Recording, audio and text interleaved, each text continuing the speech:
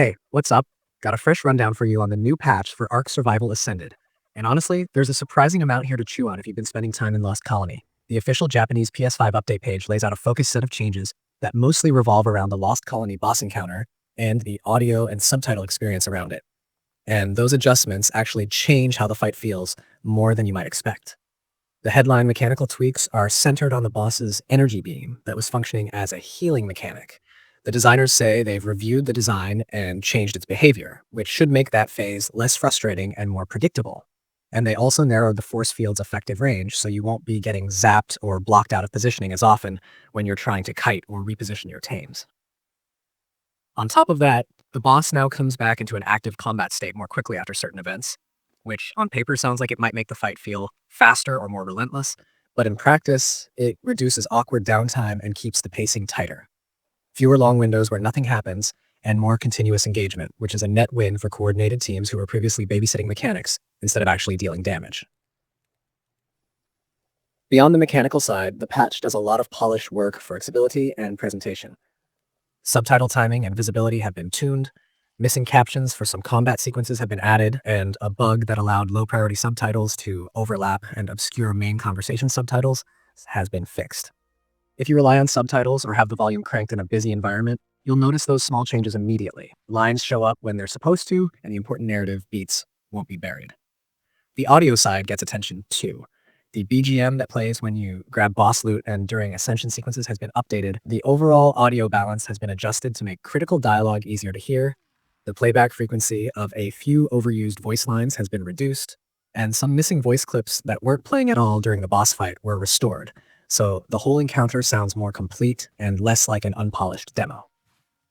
There's also a neat little behavioral change where environmental sound effects are suppressed while cinematics are playing, which keeps those sequences from becoming cacophonous and makes it easier to take in both the visuals and the audio cues designers intended you to hear.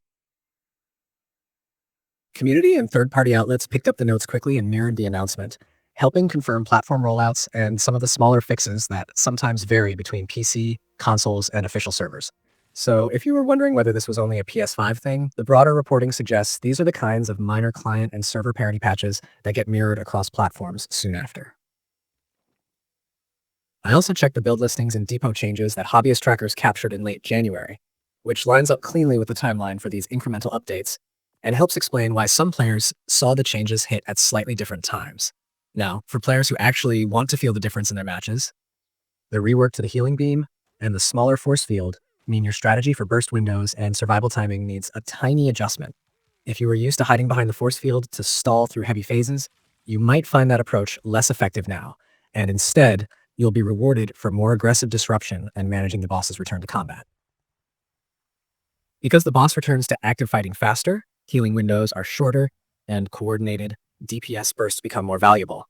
In other words, the patch slightly favors teams that communicate well and time their cooldowns rather than teams relying on drawn-out attrition.